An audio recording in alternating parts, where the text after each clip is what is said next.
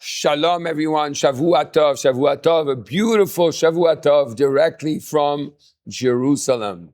We continue today with the halachot of Yom Tov, as we spoke many times already in the first and second chapter about mukse and nolad, and having things which have to be designated in order to be able to use them on Yom Tov.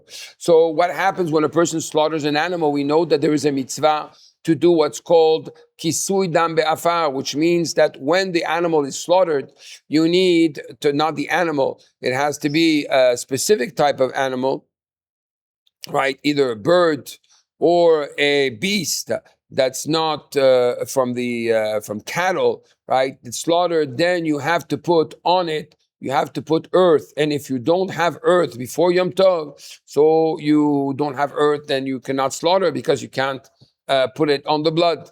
So let's continue right now. Let's start right away with the halacha.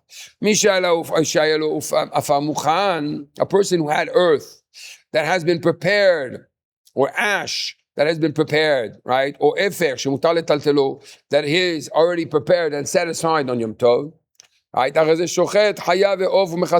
You're allowed to slaughter a fowl or a beast and cover their blood on the holiday.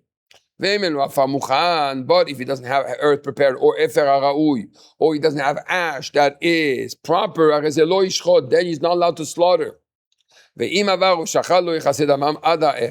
If he did slaughter and did not respect that halakha, that law, then he should cover the blood at night. The same thing, if you have a doubt between an animal, concerning an animal, if it's a beast or the domestic animal, right? The beast, you don't have to cover the blood. But the domestic animal, the cattle, you do have to cover the blood. And you have a doubt what type of animal it is, you're not allowed to slaughter it on Yom Tov. And if he did indeed slaughter it, he didn't respect the halakha, he slaughtered it, right? He should not cover the blood till night. Even if he's going to have earth or ash which is ready before Yom Tov, because a person might look at the animal and say, oh, the fact that he covered the blood, it must be that it is definitely a cattle or domestic animal. And that's why he covered the blood. And the problem is that you're not allowed to benefit of the fat of that type of animal. And if a person sees that you're covering the blood, he's going to deduct that it's a cattle, and therefore he's going to permit its fat, and it's a problem. Therefore, you don't cover it only at night. A person slaughtered both a domestic animal and a beast or fowl on the holiday, and their blood got mixed together. What happens? He should not cover the blood till night. But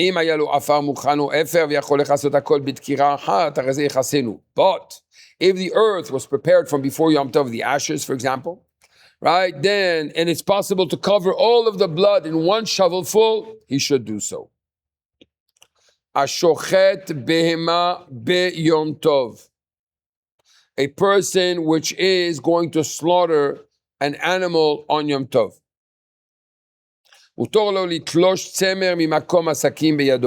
He's allowed to take a little of the tzemer of the wool, right, that's on the animal's throat in order to slaughter it, right? Right, as long as he does not remove it from its place, but rather leaves it there tangled in the remainder of the wool on the animal's neck, okay? So he's allowed to pull off the wool by hand and leave the rest, so he can just slaughter in the proper place. But when it comes to a bird, you're not allowed to be moret, you're not allowed to pull out the feathers. in order to do that, or to take out the small feathers, in order to do the slaughtering. Because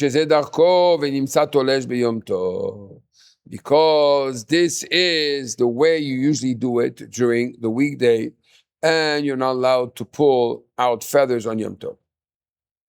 Amavshit or habehema b'Yom Tov. When a person skins the hide of an animal on Yom Tov, lo yimlechenu, he should not salt the skin. Shezeh ibudhu, because that's called ibud, which is a letter processing, a letter making process. Okay, to salt it so it becomes more refined and more usable as leather. And what happens in this case is that he's going to do a labor that is not for the purpose of eating. Right? Having leather is not something you need on Yom Tov. One may, however, deposit it in a place where people will tread on it. Right? They're going to tread on it so that it's not going to spoil. Because if you leave it like this, it's going to spoil. But if people tread on it, then it's not going to spoil. In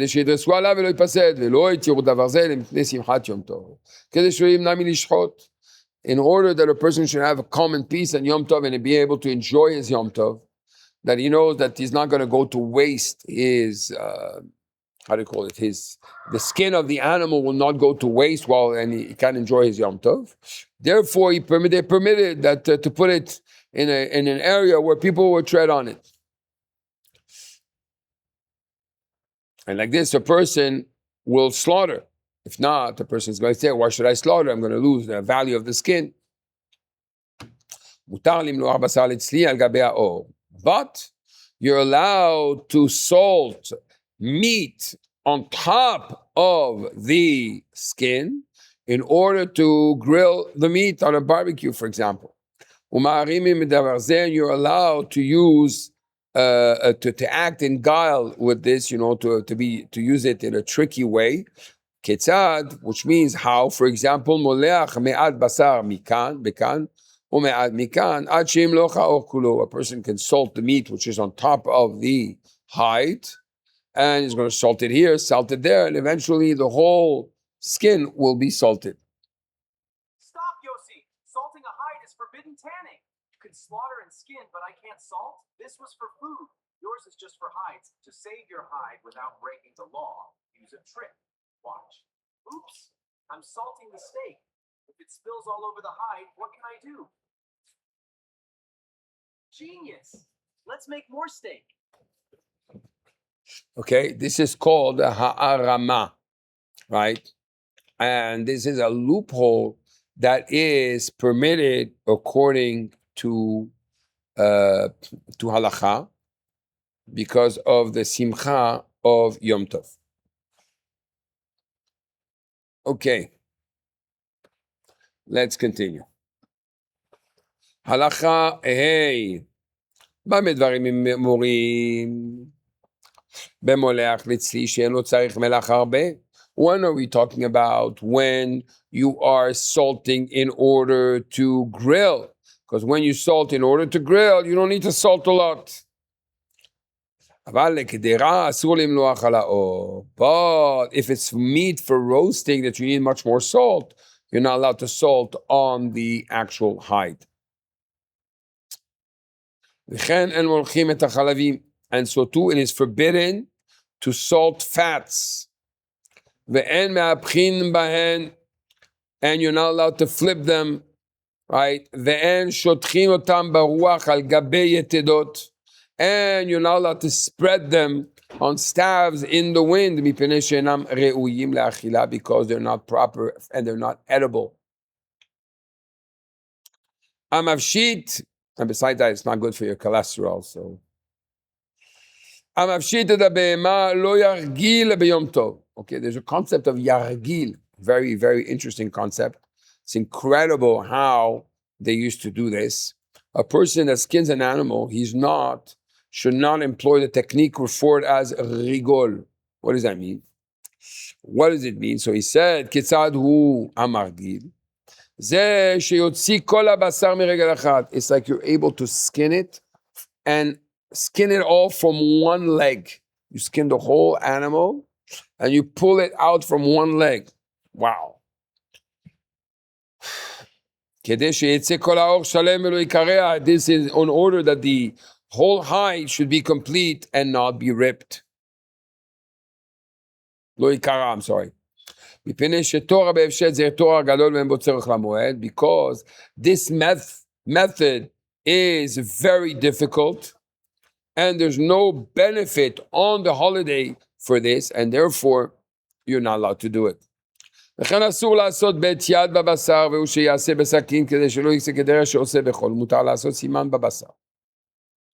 Similarly, a person is not allowed to cut into the meat a handle, right, with a knife, right, as well, because that's the ordinary practice of the butcher. A butcher is allowed, on the other hand, to make a sign on the meat. Sometimes they do a handle to put a hook, to hook the animal. A person is allowed to pour hot water over the head and the feet of a slaughtered animal and singe it with fire to remove its hair on Yom Tov. On the other hand, you're not allowed to apply lime, clay, or loam for that same purpose. And you're not allowed to trim it with scissors.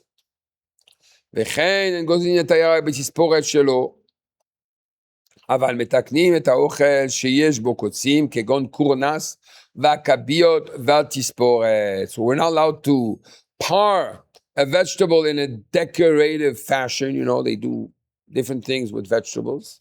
You're not allowed to do that. But you may, however, trim the food that has thorns, like artichokes and so on, in a decorative fashion. Mutar lalush isa gdola b'yom tov. It is permitted to knead a large dough on the holiday. Ve'alash isa mi be'erev yom tov en mafrish mimena chala b'yom tov. And if you're going to knead a dough on the eve of Yom Tov, you should not take the chala, which means the portion that you give to the Kohen or the portion you're going to burn in these days that we don't have a Bet HaMikdash. You're not allowed to do the afrashat chala on Yom Tov itself.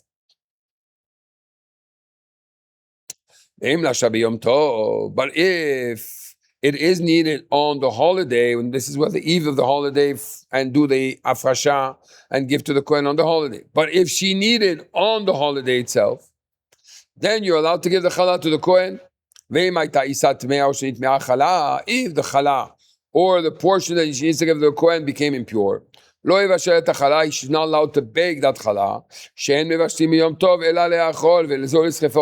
because the only thing you're allowed to cook on Yom Tov is what you're going to benefit by eating.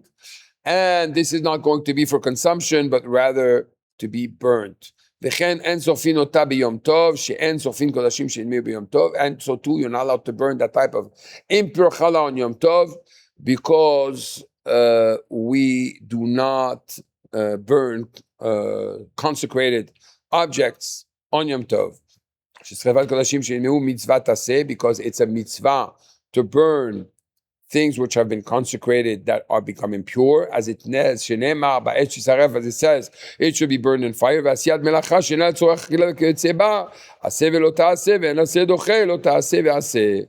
in this case, what happens is there's a mitzvah to burn it, but there's a prohibition to burn it on Yom Tov. So when you have a aseh and lo ta'aseh, you have a positive and negative commandment that meet together.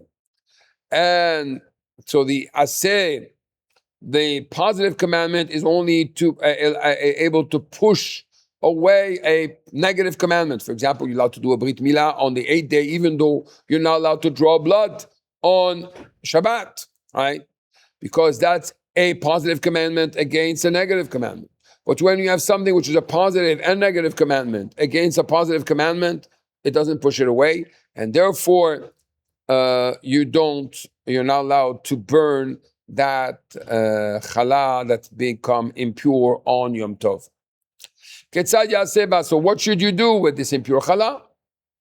You should leave it aside till the evening after Yom Tov, and then he's going to burn it. Haya Yom Tov shel Pesach, שאם יניחנה תחמיץ, לא יפריש את החלה בצק, אלא יופה את כל העיסה הטמאה, ואחר כך יפריש החלה לחם. So, what should he do? What happens if this happens on the holiday of Pesach?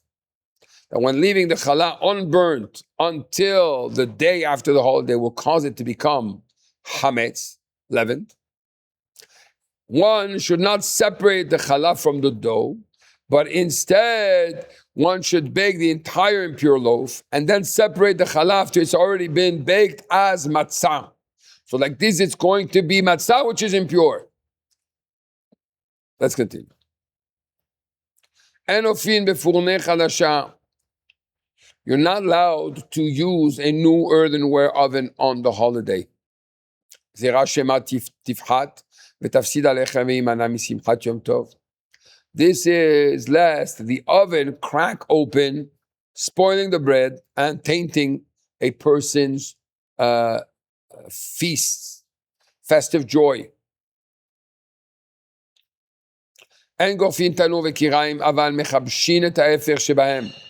One may not rake the coals and ash of an oven or a range.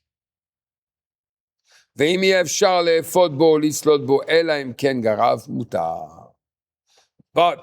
if this is what's going to permit you to bake and to roast, only if you rake it, then you're allowed to rake it.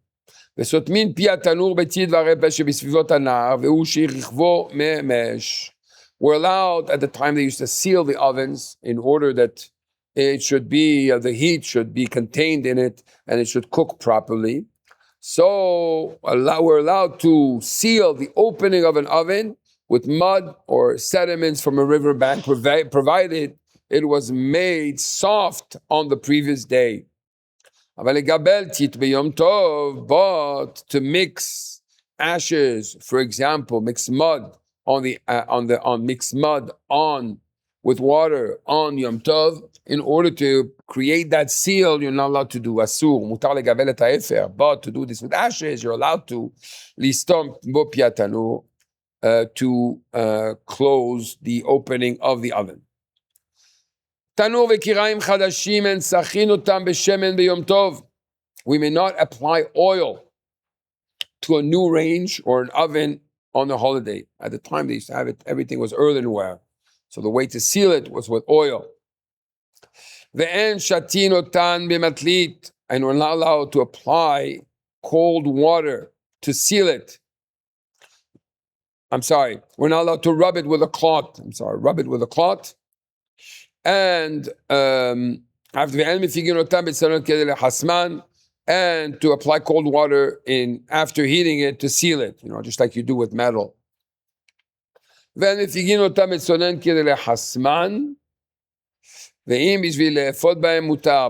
it's for the purpose of baking inside of them, then it's permitted.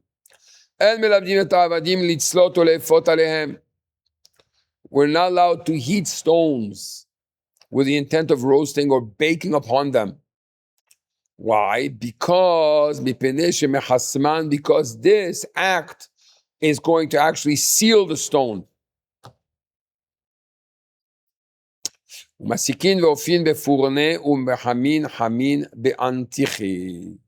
may heat or bake in an earthenware oven or heat water in a cauldron. Halacha Yudbet. And osin gvina b'yom tov. So this Shavuot, you want to eat a cheesecake, right? So you're not allowed to make cheese on the holiday. I know it's a little cheesy, but anyways. Why did we say? We said that when are you allowed to do certain things for food on Yom Tov is when you're not if you are going to lose out in the quality of the food on Yom Tov. Because I say, therefore, you should do it on Erev Yom Tov. So here, by doing cheese, Erev Yom Tov instead of Yom Tov, no problem. You could have done it Erev Yom Tov, so we don't permit you to do it on Yom Tov. אין בזה חיסרון כיס, אבל דחין את התבלין כדרכן שאם ידוך אותם בערב יפוג צמן. On the other hand, you're allowed to crush spices in an ordinary manner on Yom Tov, right? Because the spice is much more fresh. Now, I want to warn you that you cannot use these grinders on Yom Tov or Shabbat, as a matter of fact. אבל מלח אינו נידור ביום טוב. However, salt cannot be crushed on the holiday unless one, unless you tilt a little the pestle, which is the object that's going to crush them, or if he does it in a bowl, or does it in any way that's going to derivate the way you usually do it. Because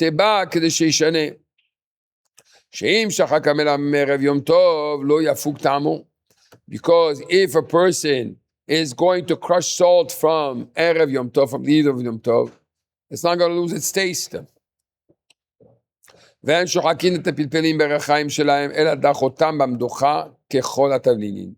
what we said earlier, that we're not allowed to grind pepper in a pepper mill. Instead, we may crush them in a pestle, just like other spices.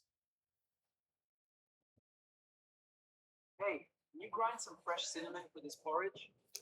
You're allowed to grind spices on the holiday with a change, like a knife handle, so it stays perfectly fresh. Awesome! Grind this grain next. I want fresh bread. Nope, that's strictly forbidden today. Grain doesn't lose its freshness, so making flour has to be done before the holiday. Oh no, a twig fell into our clean flour bin. Don't worry, you can't sift normal flour today. But to get a twig out, you can sift it with a chain. Flip it upside down, and we're good to go. So here we get that all these changes, obviously, is to permit us to enjoy the Yom Tov, but at the same time, not take the Yom Tov lightly. And we're now allowed to crush groats in a large grinder. But you're allowed to do it in a smaller grinder. Because that's the way you're going to show that there's a difference between the weekday and Yom Tov. But in the land of Israel, even on the small one, you're not allowed to. Because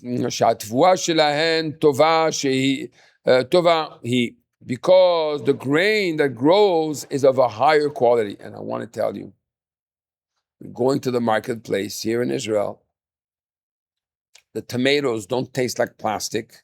They actually have an odor. And the vegetables have such an incredible odor. You could see it's fresh. It's something from the land of Israel. Wow, amazing. Right? And it's a halakha. We see it.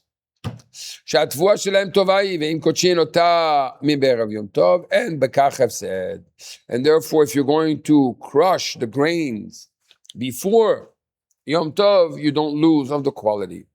All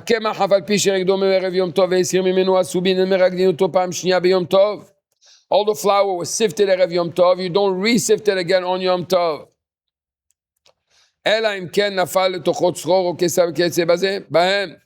Unless a piece of wood or a twig or something fell in it. But how are you going to do that? Just like you saw in the video. If you're going to turn the sifter on the other side, then you're allowed to. Or you did it over the table. That you showed that you're not doing it the normal way you do it during the weekday. One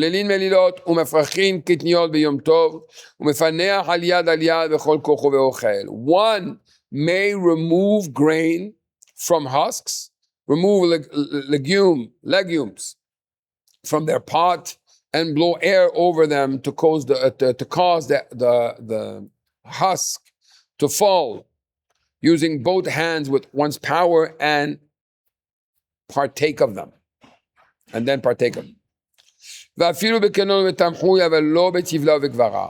So one may use a tray or a pot with compartments, but not a sifter or a strainer on Yom Tov. Similarly, a person who separates the pods of legumes from the legumes themselves on the holiday, you are allowed to do it in a regular way. You're allowed to do it in an ordinary way, in his basim, and in a pot. But not with a strainer, a tablet, or a sifter. When are we talking about when there's more food than there is waste? But if there's more waste than there is food, then he should pick out the food and let go of the waste. If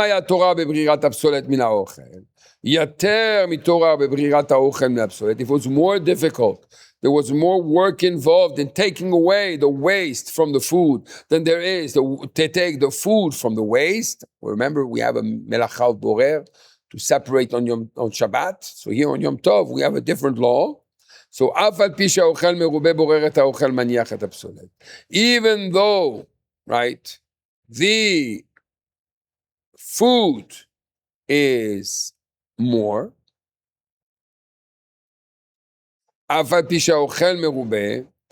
right, nevertheless, even though there's more food than waste, right, he should take out the food from the waste and not take the waste from the food. Last halacha for today. One is not allowed to filter mustard, right, using a filter designated for that purpose. Because it looks like, it appears as if you were doing the forbidden labor of selecting on Yom Tov. But you're allowed to use that same strainer that's used for mustard and put an egg, break an egg inside, and it's going to separate by itself.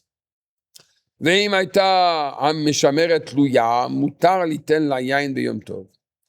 a filter, for example, was already hanging over a container before the commencement of the holiday, so in that case, you're allowed to filter wine through it during the holiday.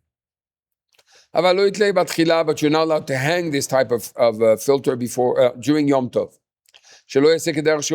Because we don't want you to behave the way you behave during the weekday.